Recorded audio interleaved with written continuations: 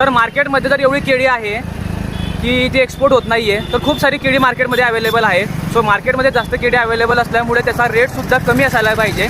So चला बघूयात आपण काय डझन आहेत केळी. तर मागे आपण एक केळी भावावरती एक व्हिडिओ बनवला होता.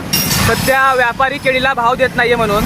तर आज आहे अक्षय तृतीया आणि अक्षय तृतीया निमित्त आपण जात आहोत गावामध्ये आणि गावामध्ये आपण भाव बघणार आहोत की काय भाव आहे. बाबा काय डझन आहे केळी? 30 रुपये चालू 30 रुपये 40 रुपये भाव तो बोलो. 40 30 तुम 30 दो लेके चल जाओ. 20 लगाओ.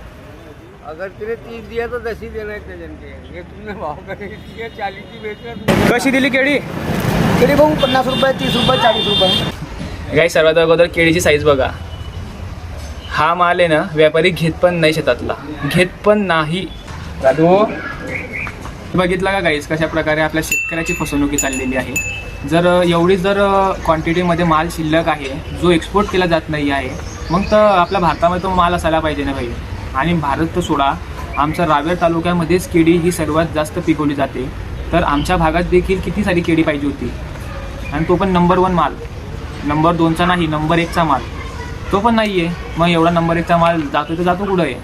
मी मागच्या व्हिडिओमध्ये देखील तुम्हाला तेच म्हटलं होतं की आपला माणूस पिकवायला कंटाळा नाही करत पण विकायला खूप कंटाळा करतो. आता खूप जण मला म्हणतील की आपल्या माणसाजवळून काही वस्तू घ्यायची, सण आपला आहे.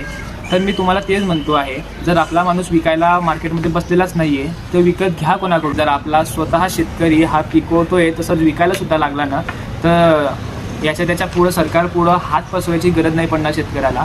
तो स्वतः पिकवेल आणि स्वतः विकेल आणि राजा बनेल. जय श्रीराम, जय महाराष्ट्र, जय खानदेश, हर हर महादेव.